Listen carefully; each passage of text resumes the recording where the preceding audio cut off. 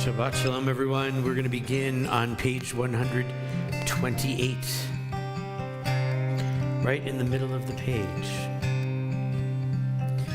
Yidid nefesh av harachaman, Yidid nefesh av harachaman, mishochav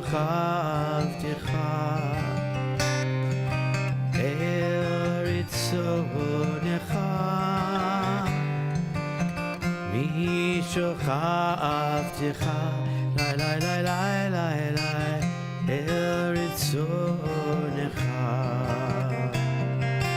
Yarutz avtecha, kemo hayam, yishtachavei lai lai lai lai lai lai lai lai, el mul hadarecha.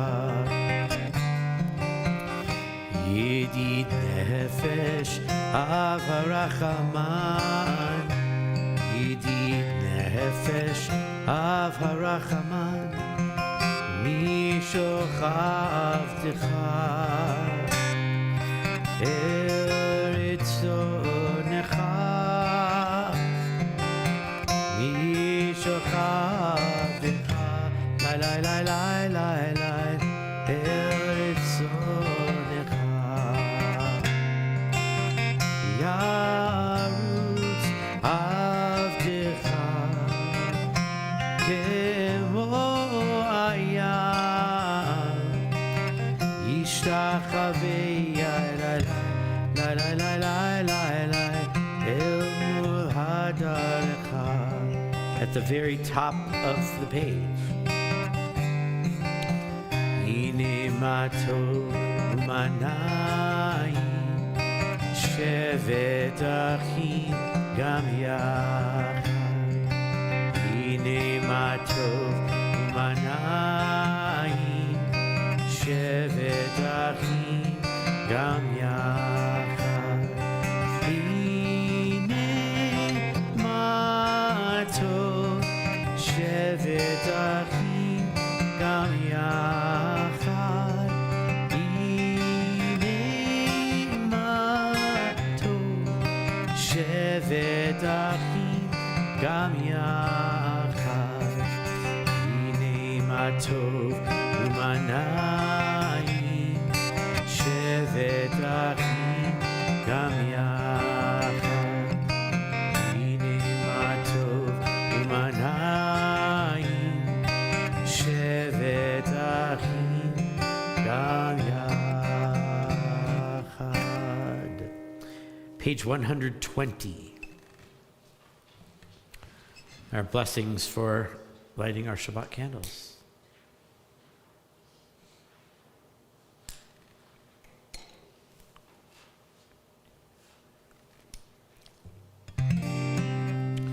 Baruch atah Adonai, Eloheinu melech haolam,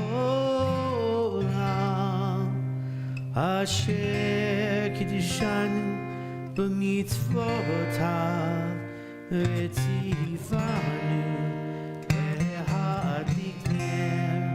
lehadlik ner shel Shabbat.